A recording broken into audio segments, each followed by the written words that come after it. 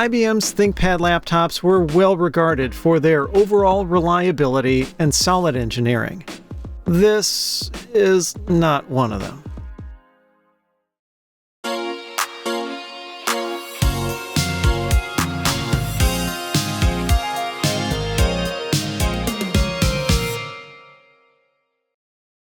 I was given a ThinkPad 500, IBM's first subnotebook from 1993.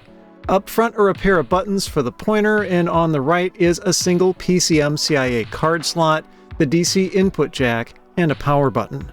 Around back, it's pretty sparse. Behind a sliding door lies a parallel port, a proprietary connector for the external floppy drive, and what at first could be mistaken for a PS2 port, but is actually a custom VGA output.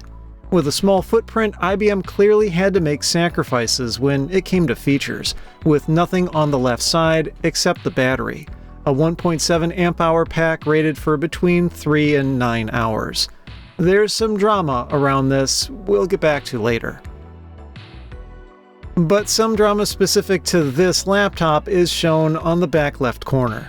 The plastics are pretty severely cracked, with someone having applied electrical tape in a futile attempt at a repair. There's another patch of tape on the opposite corner covering an engraved name badge that the person who donated this machine asked I didn't reveal. I gingerly opened the screen to find a cheat sheet of keyboard shortcuts taped to the top case. This was actually pretty common back in the 80s and 90s. I chose to remove it, but I'll hang on to it as a bit of this machine's history. Of course, this being a ThinkPad, it sports the iconic red trackpoint nub. The keyboard is smaller than usual owing to the machine's petite size, but IBM managed to pack into it all of the usual keys. The screen bezel holds 4 buttons to adjust brightness and contrast, with corresponding divots in the top case to accommodate them when the display is closed. Let's see if this thing works. Its AC adapter is comically big compared to the computer itself, and there's a very IBM-like tag hanging from the plug warning about the use of the proper AC cable. And when I hit the power button, the ThinkPad sprung to life. Of course, it's complaining about the clock battery being dead. This is no big deal, but does the hard drive work? Looks like it, and it decided to run a quaint DOS-based antivirus scan. It eventually landed at this shortcut screen of sorts, offering the key commands to launch some common applications. The ThinkPad 500 shipped with IBM's flavor of DOS along with Windows 3.1, and that's what I decided to run. After a moment, this got me to a pretty well-curated desktop of productivity software, like Microsoft Word and WordPerfect. Having both of these was more common than you may think, as Word hadn't quite cemented itself as the standard at that point. Normally I reformat the drives of the computers I get, but since this one came to me without its floppy drive, I chose to instead just delete the few documents that were left. Some people are into digital spelunking, but I'm not one of them.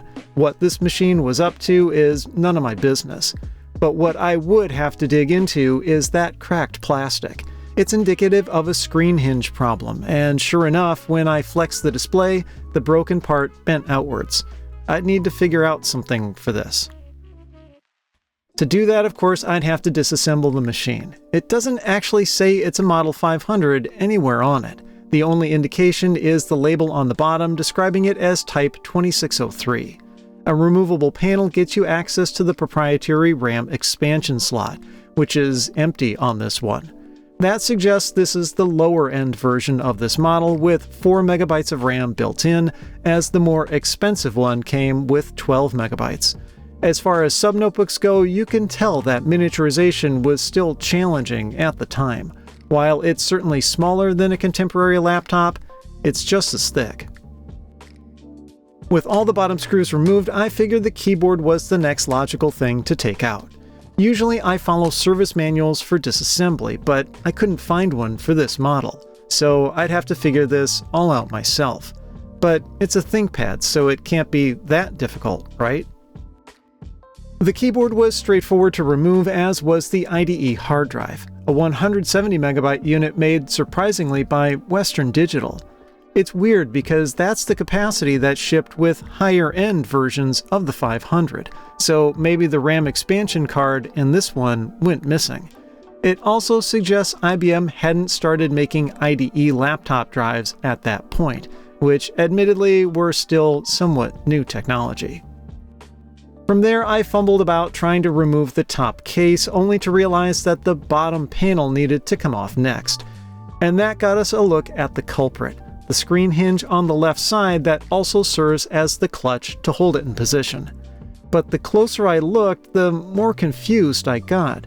There are two holes in it one would presume would be for screws, but there weren't any. And there's a corresponding pocket in the bottom panel that the hinge fits into. Trying to close the display shows how the hinge presses against the back, with the stress eventually causing the break. This is surprisingly bad design for IBM. No wonder it failed. Though maybe it's not all IBM's fault, as this label says it was made by Lexmark, one of Big Blue's subsidiaries. I had to get the display off the computer in order to sort this out, and it looked like I'd need to get the motherboard out next. There were a couple more wiring harnesses to disconnect along with the flat flex cable for that floppy drive port. Behind it were two cable assemblies for the screen, which were really awkwardly located. So yeah, I don't think the engineers behind this model had much experience with laptops at the time. Normally there are screws in the top case to release the display assembly, but I couldn't find any. Then I realized that these cosmetic covers weren't just for the screws that held the display bezel on, but also the hinges. And sure enough, after unclipping the bezel, there they were, along with the other end of the display wiring, which I could have just disconnected from this side.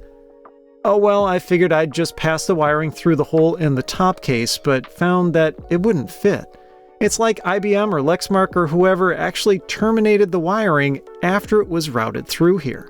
So I had to disconnect it from the display side too, and after taking out one more screw, it came free.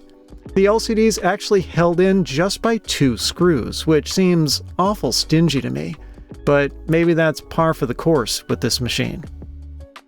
With this PCB for the LEDs out of the way, it was easier to take out the hinge and see what's going on. This crack is pretty extensive, but I'm not sure if it happened recently or some time ago. Looking closer though, and there seems to be a piece of plastic missing.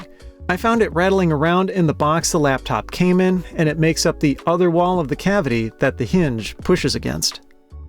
I used superglue meant for plastics to get things patched back together, though I knew this wouldn't last unless I fixed the underlying issue. The glue kinda got away from me and I ended up with a bit more squeeze out than I'd hoped.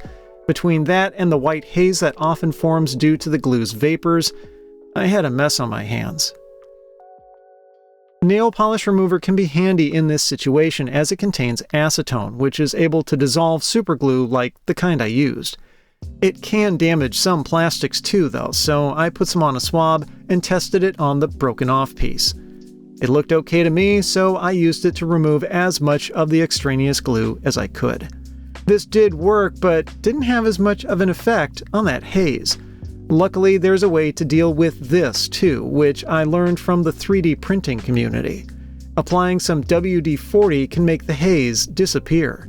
I'm not sure if it removes it permanently, but even if it doesn't, the results are pretty good. 3D printing would, as you may have guessed, be the way I'd need to fix that hinge problem. My initial thought was to build a bracket to sit behind the hinge and reinforce the back of the case, possibly incorporating the standoff for the hinge's retaining clip. But as I modeled it, I realized that there wasn't a good way to install this. I'd have to glue it in place, effectively trapping the hinge. If it didn't work, going back in to fix it would be a nightmare. Then I took another look at the bottom panel. The plastics in that cutout for the hinge looked a bit sturdier, so I designed a simple bracket to fit over the hinge and act as replacement walls for it to push against. Because it's trapped by the hinge, it can just friction fit in the bottom case, and a test fit showed promise. Could fixing IBM's bad design really be this simple? With the machine partially reassembled, I gave it a shot. I think we have a winner. Getting the rest of it put back together was a challenge, though. come on, man. You can only reconnect this wiring before reinstalling the motherboard, which is a fiddly affair in itself. The ThinkPad 500 didn't sell in very big numbers, partly because subnotebooks were still pretty niche at the time, but also because it, well, wasn't all that compelling in other ways. The base RAM of 4 MB was okay but not great, as was its CPU, a variant of the 486 manufactured by IBM that ran at 50 MHz but lacked a math coprocessor. And there was a bit of a minor controversy later on in the machine's short life. It originally shipped with a lead-acid battery, but IBM had to pull it from the market in November 1993 due to an unspecified issue. A month later, it returned to stores, now sporting a nickel metal hydride battery, which was also sent to existing owners. But by the end of the month, it was discontinued for good. With this one back together, I got it cleaned up. Of course, the cracks are still visible, but I don't think they're too awful, and since that new bracket is doing all the heavy lifting, the risk of this re-breaking is pretty low. With how uncommon this model is, I was glad I could fix it, and that it still powered up afterwards. The keyboard is a mixed bag. It has that classic ThinkPad solid clickiness, but it does feel small, and its location at the front edge of the machine sucks for ergonomics. The screen is a bit cramped at 7.6 inches, and by 1994, monochrome displays were becoming undesirable. But I have to admit, this one is pretty crisp. A few months after the 500 was discontinued, IBM released the 510. It was the same or similar in a number of ways, but finally offered a color LCD as an option. As you can probably surmise, I can't say this is one of my favorite ThinkPads, though I will admit it has its own charm. The last time I saw one of these was 25 years ago when I worked at a computer store, and it seemed pretty pedestrian back then, too. But as time went on, IBM got its act together when it came to small laptops. So it's fun to see how it all began. If you liked the video, I'd appreciate a thumbs up and be sure to subscribe. Here's another episode you should check out, and as always, thanks for watching.